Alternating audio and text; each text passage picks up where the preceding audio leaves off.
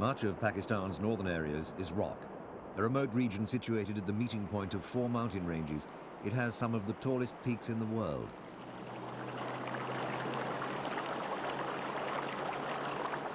With little rainfall, 1 million people scattered in hundreds of villages depend on irrigation from rivers fed by melting snow from the glaciers above.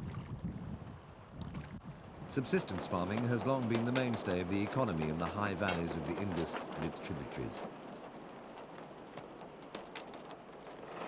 There are more unusual sources of income too, for people like Karim Khan and his extended family, for example. He prospects for gold in the bed of the river Hunza with his wife and 7 children. His sister and her family work alongside. He's been leading a nomadic life, like his father before him, for as long as he can remember.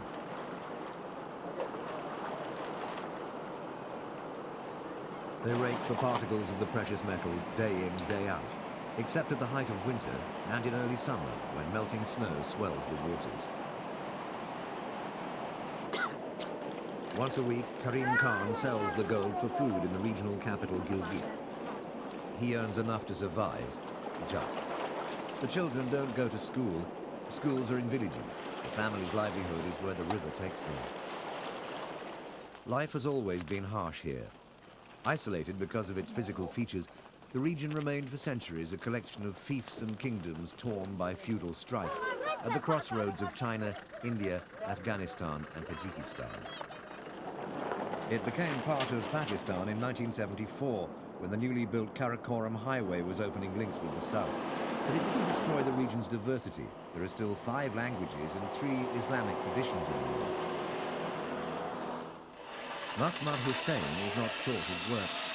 He runs his own business by the roadside with 2 skilled workers and a helper. Electricity is still a luxury here, so with a single generator, they operate 2 mills. Local villagers bring their wheat as well as their wood to process for a fee.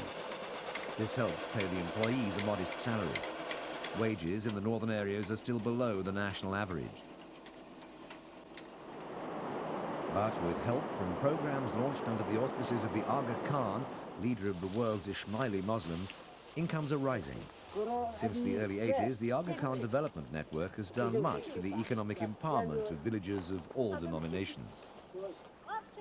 This orchard is run by the members of a women's organization. Apples, a new variety provided by the Dutch government, and potatoes are the main crops. The Aga Khan Rural Support Program, AKRSP, helped with grants, expertise and training. The women hold weekly meetings to monitor economic progress. This year they know that buyers from Punjab will pay a good price for their potatoes. A blight has greatly reduced production in the south. Each member contributes to collective savings to buy seeds or fertilizer and to secure loans for major purchases. Whereas the president was elected for her seniority, the manager, who keeps the accounts, is a younger, literate member of the community.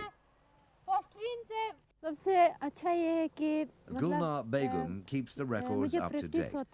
In this way, she says, she can improve her own skills. And in the village community, her status is enhanced and people respect her more. And from this orchard, the women who are part of the collective can get a good income. An income which is shared equally between all contributing members.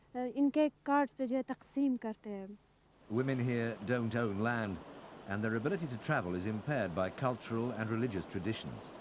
This used to restrict their marketing options. Recognizing this, the AKRSP helped women access local markets.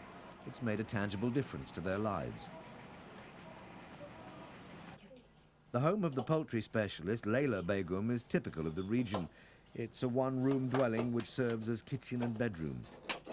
Light and ventilation are provided by just one central opening in the roof. Not so long ago, meals were cooked on a fire beneath the opening. Smoke would fill the room and undoubtedly contribute to the high incidence of respiratory troubles amongst people here. Now, most households use smokeless stoves. A poultry vet of 9 years, Layla Begum charges an agreed fee for her expertise. Because drugs have a short shelf life once unsealed, she organizes collective vaccination campaigns. At the meetings, she announces which locality she'll visit next. As one file is enough for 100 chickens, people from neighbouring areas bring their animals. It helps keep the cost down, since there's no waste of expensive medicines. Via the organisation, Layla Begum secured a loan against her savings for 2 milk cows. Animal pens used to be next to their owners' living quarters, not anymore. Standards of hygiene have risen significantly with better healthcare provision and education. There are 240 pupils at this school. It's one of 3 for a population of 3,000. Facilities are shared. The government runs primary classes. Untrained and unpaid for this job, the orchard's manager, Gulnar, is one of 10 teachers. She brings her 4-year-old son with her because her husband is away studying in Islamabad, and her mother-in-law looks after the 9-month-old baby. When her husband comes back, Gulnar hopes to take up an assisted training course in another village school. With her earnings, she'll save for her children's education. Most government schools cater for boys.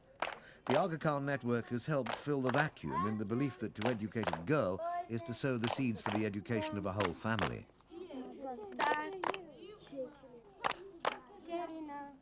Already, these pupils have high expectations for the future.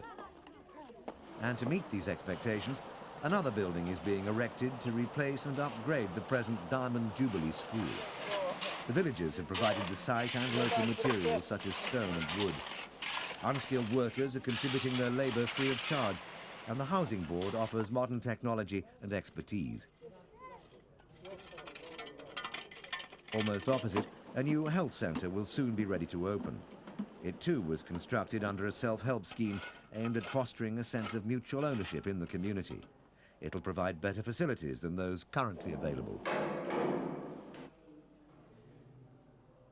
In the meantime, 2 health visitors run this centre, helping to deliver primary care to local people at low cost.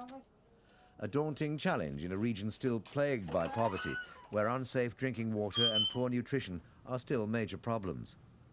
Until recently, 1 in 5 children was likely to die before adolescence. Even now, only the hardy survive, so there's constant social pressure to have more children. This 28-year-old has 4. But her family has benefited from the regular checkups and immunization programs now available. As a health visitor, Yasmin goes on home visits to provide ante- and postnatal care.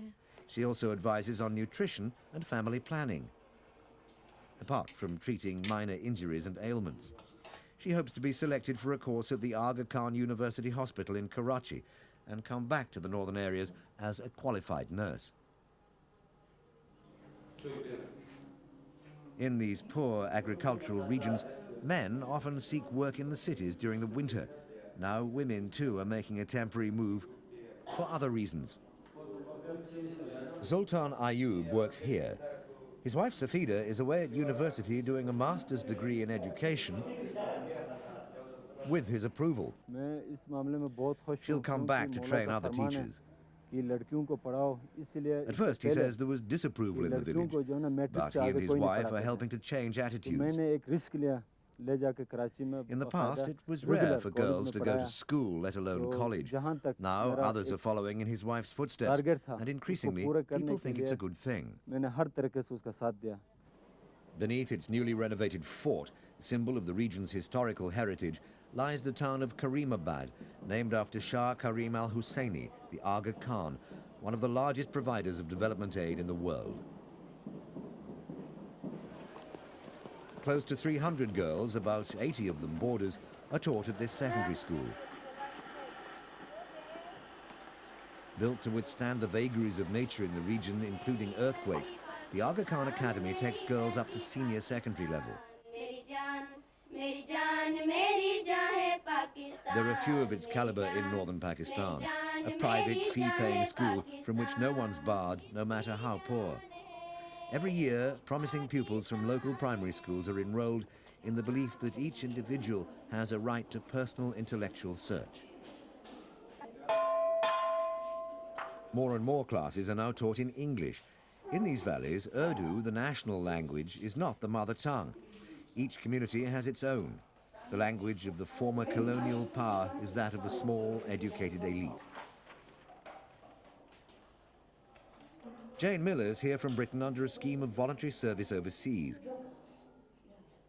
The 13-year-old daughter of Sultan and Safida Ayub is a keen pupil. My mother is away in Karachi at university, and I miss her very much. I think she's very lucky to be there, and I also want to be like her. Abida wants to be a pilot. For her, as for all the girls of the academy, there's a sense that possibilities are limitless. But why teach in English?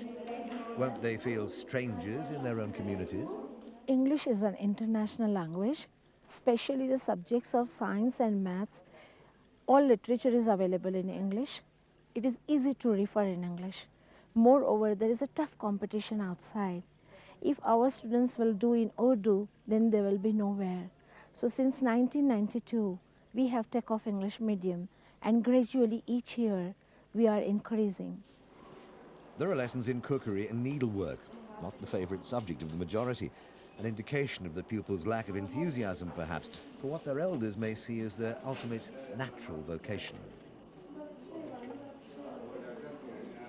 They want to be doctors and they want to be teachers, and they work very, very hard. And I hope they achieve this. I hope really that they won't get held down, held back in their ambitions. They are so keen, and so keen to come back and help their people back here as well in Hunza.